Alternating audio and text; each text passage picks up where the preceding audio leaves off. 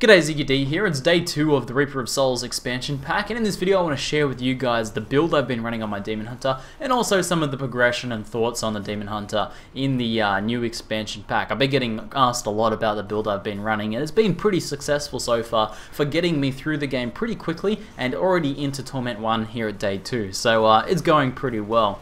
Basically, I've oriented the Demon Hunter around being very, very bursty. I've made other burst specs before, but the spec I've got now really has some nice synergies, and it also uses Vengeance pretty nicely, and a few of the passives and things like that end up connecting together pretty well to give me some really high burst damage to be able to kill things very quickly beyond my actual DPS levels as well. So I'm running currently about 500k DPS, and you'll see me get crits in the video for like 5 to 7 million sometimes when I get each of those little different things to synergize together that I'll explain in a moment. But that means I can help, either when I'm running with a party, help burst down elites very quickly, especially because I have an item that gives extra damage to elites as well that I found today. And when I'm running solo, I can kill stuff pretty quickly, even on Torment 1 with the increased amount of life, even though I haven't, broken the 1 million DPS mark or anything like that yet. Still doing very effectively with just that 500 million. Overall, I feel like the Demon Hunter is in a really good place. People asking me, why is no one else playing Demon Hunter? Why is there so few people playing Demon Hunter? Demon Hunter has a history of being bottom tier, pretty much, in terms of Diablo 3 characters. She's always been, she's had some interesting bursts and some cool applications. It's always been pretty fun to play. But in terms of sustained farming in the previous metagame, yeah, not so good, not so good. But Demon Hunter has been changed quite a bit in terms of her abilities. A lot of the abilities have been buffed. The new gearing situation in Reaper of Souls really suits the Demon Hunter really well. The new Vengeance skill fits in perfectly within the build. Vengeance is all about burst and that firepower, and having, although it's a long cooldown, having burst when you kind of need it when you get to those big packs, which is perfect. Vengeance fits in really nicely with a lot of different builds. And the metagame has changed. That's the most important thing. Instead of just farming Keep Depths over and over again or something like that, we're running around to different bounties, killing an elite at the end of each bounty, or killing a boss or something like that. And then in rifts, you're fighting fewer mobs overall, but pretty dense packs of elites every now and then, so that burst damage really comes in handy. So although Demon Hunter might not be quite as strong as, say, Wizards in those really dense areas, her burst makes up for it in a lot of those other areas, and her mobility is always really, really good. So I'm pretty happy with where the Demon Hunter is. So let's switch on over, and I'll explain the different skill setup I'm doing and take a look at my gearing, and maybe you guys will find that interesting and helpful if you're looking to play some Demon Hunter yourself. Alrighty, so here's my ravishing looking Demon Hunter. Yeah, I'm pretty happy with the new transmog system. Comes together pretty nicely. I was kind of playing around with different things, and I was like, hold on, the gold skin looks pretty good. What if it's black and gold? Look, but this isn't a show about fashion. Well, maybe it is. Maybe it is. Diablo 3 is kind of just dress-ups for men action RPGs. But I've been having a good time with it. It goes with the new wings too. But the first thing you guys are probably wondering before I even get into the build is, how does he have 3 wolves? What is going on there? That's the #1 question when people tune into the stream lately. Well, I found this particular cloak here, the Cloak of the Wolf. It allows you to have up to 3 wolf companions, so pretty badass. It's not a bad cloak. It's got some move speed on it as well. Really reminiscent of another cloak that's in the game, even the same art for some reason. But we get 3 wolves. Now, wolves themselves deal pretty decent damage, 150 weapon damage, and they kind of do it in a cleaving AoE as well, so they're pretty nice companions, and having 3 of them means that you have a really nice sort of tanking barrier when soloing, and in a party they contribute a lot of extra DPS, and being encouraged to play around with wolves actually led me to discover more of this spec, so this was a pretty significant legendary to find. So, let's before we take a look at the rest of my gearing and everything like that, let's take a look at the spec and sort of explain what's going on. So, first up we use Entangling Shot Justice as served. Now this is mostly to generate hatred, but Entangling Shot has some really other key components in the build. Firstly, it's CC. It groups mobs together, which makes them easier to AoE down, especially when using very small AoE skills, which is what the Demon Hunter tends to excel at. So Entangling Shot groups mobs together, slows them down, keeps you and your party safe, and also generates hatred for you. However, when you also put in the passive Colder Weak, pretty much everything you get 20% increased damage at. Straight up. As soon as you're hitting things with Entangling Shot, 20% increased damage, then when you follow up with any other attacks, extra 20% damage. It's very nice, and the synergy between Entangling Shot and Colder Weak is just amazing. So really, really good stuff there. Next up, I use Cluster Arrow loaded for Bear, the highest burst damage skill that Demon Hunter has, really. It's all about that single shot, so basically we entangle them together, and then we go for the cluster arrows there and deal a crap ton of damage with that. It's 770 weapon damage at the point, and then additional grenades for 220 each. And that 770 combined with the 20% increase from cold a week gets very, very powerful there. So loaded for Bear is great there in this particular spec. I'm using Vault with Tumble, and that's just for mobility. Tumble's just a great mobility spell, nothing else much to do to think about there. You could use any of the runes if you want. I prefer Tumble just because it makes that discipline cost a little bit lower, and you don't want to run out of discipline mid-fight and not be able to smokescreen, so that's pretty important, I think. Smokescreen with Healing Vapors is Demon Hunter's probably #1 healing skill. Not only does it make you invisible and immune to damage and allow you to sort of escape out of various things, it also gives you 15% heal, basically. 15% life regeneration while invisible, and we're invisible for 1 second, so 15% over 1 second is a pretty decent sized heal. Next up, I use Vengeance with Side Cannons. Any of the runes are pretty good, really, but I like Side Cannons a lot because it has an additional heal, 1.5% of your max life per hit, enemy hit, so that ends up being very, very good when you want to stand still and just put out a lot of damage. And you don't want to have to kite when you're in Vengeance. You want to really be able to stand still and just really unload that damage. So Side Cannons also adds a bit of extra damage, and that healing is pretty nice. I think the damage with Side Cannons is very consistent as well, so I quite like the Side Cannons rune with this particular spec. And then I use Companion with the Wolf Companion. Now, wolves themselves, as I said, obviously I'm using this cloak. You don't need to be using the cloak though. The wolf is still a good choice because when you activate it, for 10 seconds you get 30% increased damage. So you'll kind of see. I'll bring everything together at the end.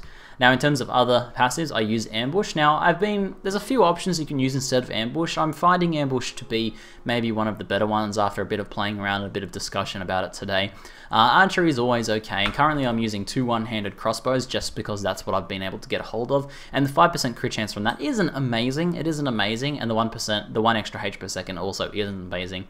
I think with a crossbow it's good, and with a bow 8% increased damage is okay as well, but archery is only ever okay now, I think. Other options are like Sharpshooter. I'm not really a big fan of Sharpshooter. I don't think it gives you enough. It gives you a guaranteed crit the first time you fire into a pack, but since we're usually leading with Entangling Shot then following up with Cluster Arrow, I actually don't really like it all that much in this particular spec, but that is another option.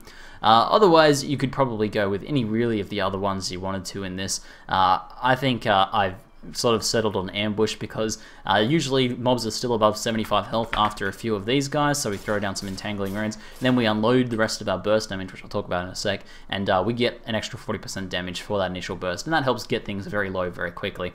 So it works okay in a party, works really well solo because you can almost one-shot things basically just through that initial unload.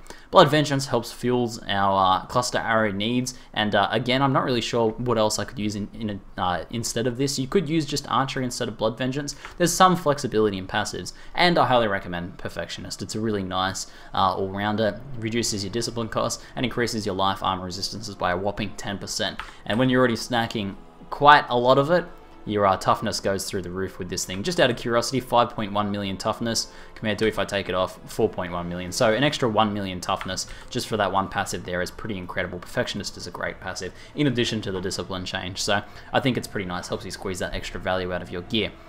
So let's actually go somewhere. We'll just go somewhere. Let's go to the cemetery and go down, and I'll show you how to sort of operate this spec, how to use its burst of damage to the greatest potential. So I'll find a pack somewhere, find more than a few zombies hopefully. Now the wolves will do a pretty good job of like keeping things in a group and also killing stuff. You see they deal pretty decent damage. I actually have some increased companion damage on my shoulders here, which since I have 3 wolves is actually kind of worth it. It's not great, but it's kind of worth it with having 3 of those wolves at once. So alright, we'll just go with these guys. Basically what we do is we pop some of these guys, then we activate our bat, and then we unload our cluster arrows. Everything's dying too quickly, let's go find another pack. Everything's dying too quickly, let's go find another pack. And this is Torment 1 in day 2. I think we've been able to progress pretty well. Okay, here we go. So basically, I'll pop a few of those guys, I'll pop the bat, which unfortunately is on cooldown at the moment, so we'll have to do without, and then you just unload your cluster arrows until everything's dead and start going again. Usually what you'll do, I'll show you the timing with a bat on the next pack once that's come off cooldown, so I can show that fully. Here we go, here's another pack I can do it against. So basically, slow these guys down, apply your extra damage, pop your bat, unload all of your cluster arrows, everything dies if they haven't died by this point, so it's an elite pack or something like that. You keep going until your until your wolves reach about 1/4 left, and then you unload cluster arrows again. So you'll actually see this little icon down the bottom here, spinning around. When it gets back to about 1/4, you should be almost fully regenerated in terms of hatred, and you can then unload a second round of cluster arrows there as well. So you get actually 2 rounds of cluster arrows before your your wolf 10-second 30% damage increase wears off, and you end up doing a lot of damage that way. And you'll see some pretty big crits as a result of this. Stacking a lot of crit multi through using the dual crossbows actually works out kind of nicely. But here's a cursed chest. We can do this for fun. So I'll save my cooldowns for a little while. I can use some of my hatred. Slay all enemies before timer ends. Is this going to be a very short and easy one? It looks like it is. Alright, that's kind of disappointing. I wanted one of those like hard ones, you know, one of the longer ones. But it seems like we're having a pretty cruisy time at the moment in here. Alright, let's see if we can find an elite pack. That might be the best example. Alright, here's a larger pack at least. We can probably do this. So I'll pop my back, I'll unload. I can also pop Vengeance at the same time. Vengeance will get the effect of the bat as well, so increasing our damage a lot. Bats are about to wear off. We'll just make sure we use all of that hatred before I keep saying bat, before the wolves wear off, because I'm so used to using bat. But before the wolf damage bonus wears off, we'll use it all up there. And that's pretty much that pack wiped out. So you can see the damage is very high, and it's very also fun, sort of snappy, bursty spec to play around with. And I think that's kind of the way that's really what Demon Hunter excels in. There's some sustained builds you can do in terms of damage, and I like playing Grenader specs, for example, and they can be very sustained damage oriented. But burst specs in Reaper of Souls just feels so good, especially with the addition of that Vengeance. It feels perfect, sort of all adds in there, and just being able to unload everything really quickly on a pack and just destroy it instantly sure is a lot of fun. So let's just go back to town here, and I'll sort of go through the rest of my gear and my Paragon point allocation so you guys can check that out as well. The wolves, oh! I thought we were going to get spat at then and it interrupted our teleport. Okay, so the rest of the gear I'm running is pretty basic stuff. So far I've also found Unity, which gives increased damage against elites. That's pretty nice. Unity is quite good here for that increased damage against elites. The legendary effect, all damage taken is split between wearers of this item, is quite interesting. If you put one on your follower, you can split damage with your follower if you find a second Unity. So that's something interesting to sort of go with that. Also, if you have other members in your party, they can also be wearing it and splitting it there. I also got really lucky and found a Leoric Signet, this is a very nice ring, and it's also rolled 29% increased bonus experience, but nothing really to say about the spec just here. Now I'm using a pair of braces here with 5 damage percent on them, 14%, that's like 1% off perfect, and that helps both hatred, and cluster arrow and entangling shot improve its damage as well. So we get a lot of extra, 15%, 14% extra damage on both of these. So very nice if you can get any fire damage increased. And obviously if you can get any skill increase that affect entangling shot or cluster arrow, it's going to help you a lot as well. In terms of my crossbows, I've just been looking for ones with first I was looking for ones with over 2000 DPS and then socketing them, also hoping they had at least dexterity on them, but also dex and vite is very nice if possible, and then just crafting them up. But then later I was looking for ones with over 2200 DPS, and I think that's a good amount to shoot for rare crossbows until you can get your legendaries. So I'm using one here with 2240 and another one with 2240, and you'll start to see these after a while. Like after you farm for a while, you'll see one every now and then. It's not too hard to roll that. In fact, they can roll a bit higher than that. They can probably roll about like 2300, but you'll start to see some 2200s pretty frequently, and all you need is that dex, the socket as well, and you're good to go. So basically I just actually crafted the socket in both of these, I'm pretty sure. So and then I can, then you upgrade your green gems. As long as you got a decent amount of crit chance, you go for the crit damage. So stacking 44% crit chance and 400% crit damage means that we end up with very high DPS total overall. Other stuff I'm wearing is basically just very basic rares, just splitting up between defensive and offensive stats. Going for those main stats and all resist where possible, or any armor bonuses and stuff like that is very nice where I can.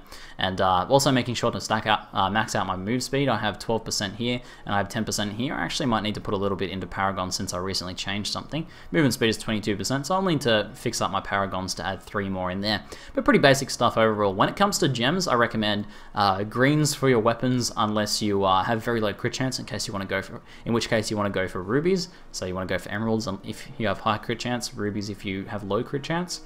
And in terms of your defensive one, so in your armor, I recommend socketing diamonds. All resist, 70 all resist is far better than 70 dex or 70 vitality. Way better. So socket those vitality, those all resist. That's 140 all resist, plus the 90 on the base pants there. That's some very resistant pants we're wearing right there. But pretty basic stuff, and this is kind of what you want to do in terms of your rares. You know, go for crit where you can, go for crit on these guys. You can see I've rolled crit on both my gloves here, stacking the crit damage through my weapons, and then getting crit wherever else I can as well, leading to a high crit total. Then we can stack that crit damage and feel pretty good about our damage. And this is basically the stepping stone into getting legendaries. It's all about hunting those legendaries in Reaper of Souls, but you need to get that good set of rares before you can start transitioning. Next up, we have my Paragon points. As I said, I wanted to put 3 points into move speed, so I'll make sure to do that. And then I want at least 10 into hatred to bring me to 100. I had 140 actually. It looks like I've got extra hatred now. I could probably even forego the hatred now, but you want to try and give yourself enough to get an extra round out of cluster arrow if you can. I think I'm. Okay, this hasn't accepted yet. No, that's fine. All right, 100. I think I'll go for 160. So there we go, that gives us a nice total like 40, 40, 40, 40. So that works out pretty well. And then I'll just spend the rest on dex just there. In terms of offense, you need to either choose crit or crit chance or crit damage, depending on which one gives you more DPS. So if you have very high crit chance already, you might want to go for crit damage, and vice versa. Attack speed's not so great in this, and cooldown reduction's not so great either. So you want to go one of those two, whichever gives you more DPS. Resist all is the most point efficient here, but you can pick life or armor if you have very high vitality or very high armor total. But resist all by default is the best one to go for. And then I've just been going for life on hit for sustain. Area damage is okay as well, and resource cost reduction is okay, but I think life gain on hit is probably best because that means you don't need to worry about getting so much on your gear, and you can just have a little bit of extra sustain. So anyway, hopefully that helps you guys out, my Demon Hunter buddies out. Good luck and have fun in Reaper of Souls. Playing a Demon Hunter in this has been a lot of fun, and I'm pretty keen to continue. So make sure you stop by the live stream if you want to see me upgrading the character in action and sort of like figuring out new specs and stuff like that, and I'll keep the coverage coming. Anyway, that's it for now. I'm ZiggyD, and thanks for watching.